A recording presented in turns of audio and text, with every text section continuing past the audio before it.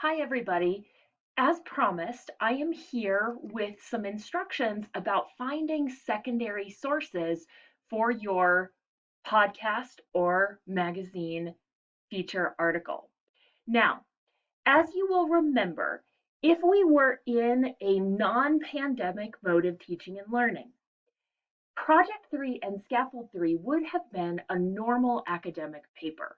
But because we're in pandemic mode, we're combining Project 3 and Project 4, and that's why you're doing a popular form of argumentation rather than a scholarly form of argumentation.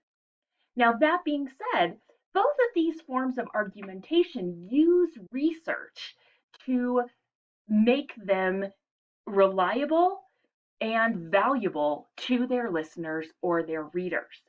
So we are continuing with Scaffold 3, the annotated bibliography, to help you learn the ideas and concepts and background and context that you need in order to do your work well.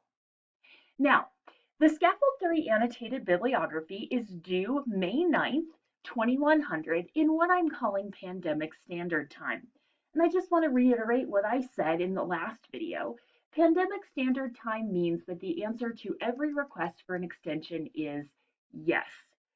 Tell me what you need. Tell me what kind of time you need. My goal is that we learn this and that we get through it, not that we do it at a specific time.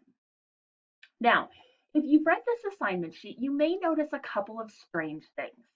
First, I've set some weird parameters around the types of entries that I want you to create. I've given you 4 broad categories.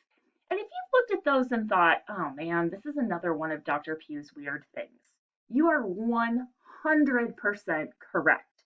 This is another one of my weird things. There is no need in terms of quality of research to hold to this mix of news and popular media sources, books, scholarly articles, or government and organizational business sources. What there is, though, is a need to get sources that answer your question and help you answer your question in the best variety of ways. My experience teaching this paper is that you're going to need some variation of popular and scholarly texts. And my goal in this exercise, because Scaffold 3 is just an exercise, is to get you looking at a range of things. We all know that left to our own devices in a world where Google is so prominent, our greatest temptation is just to go to Google and pick the first 10 things. And we also know that in this age of pandemic, misinformation is running rampant. And so what I'm trying to do here is help you guys get a sense of what different kinds of sources can offer you. That's why I'm asking for this weird set of things in the Scaffold 3 annotated bibliography. In your final product, I want you to use what is most useful. You are not tied to what you see in your annotated bibliography, but doing this annotated bibliography is going to help you get the lay of the land. Now, a couple of notes about the annotated bibliography.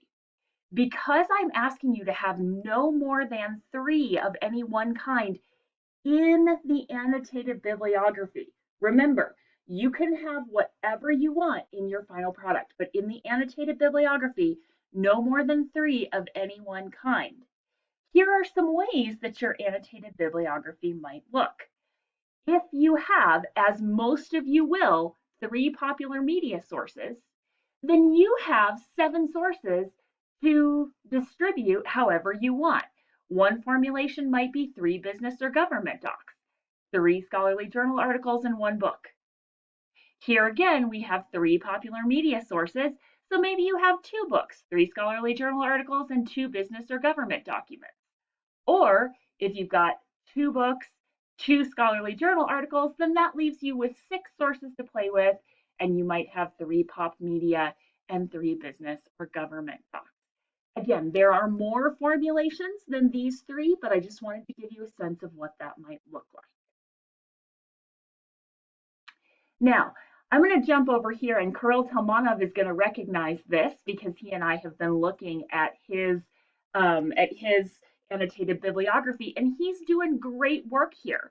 Notice that he has his sources presented not in terms of what kind of source it is, but alphabetically, like an annotated bibliography should be presented.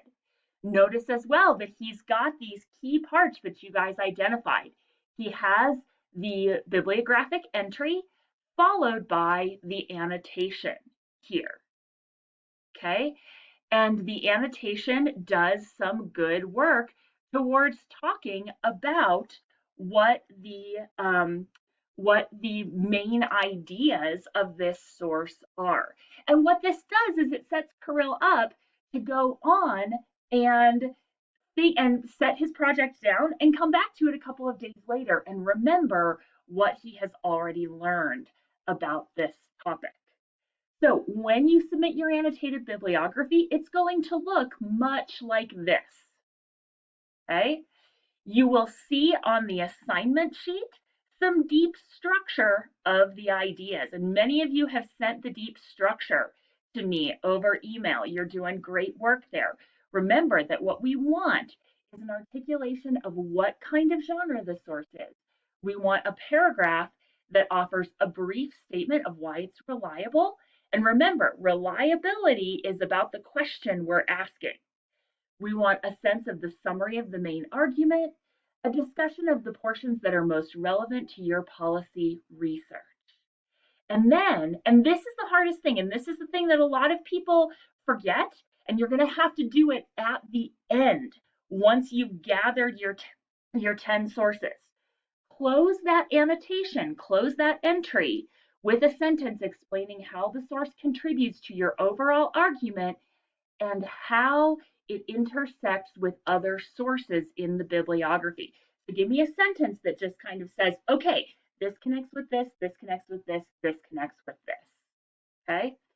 Finally, at the end, give me a paragraph that explains where your research question is now, what you found, a provisional argument. So you're going to have to go back to that research question and give me some thoughts on how you're thinking about answering that question right now.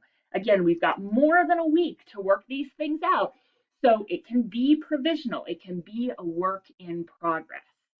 And then explain which sources are most productive to your thinking. If you've discovered that there's still information you need to find, you can tell me that as well. Remember that research is what we call recursive. And if I had a board in front of me, I would draw a bunch of squiggly lines turning and returning into and on top of themselves. Because recursive means that we start with our question and then we start researching, and our research is going to make us turn back around and look at that question again. And we're going to turn and return to that question over and over and over again. So we're working not in a straight line, but in kind of a mess of squiggles. If you've ever seen the show The Good Place, research is a giant Jeremy Bearimy. And if you haven't seen the show The Good Place, go watch it. It's awesome. Let me know what questions you have about the annotated bibliography and Scaffold 3. This is a quick intro to that, and I am happy to answer any questions.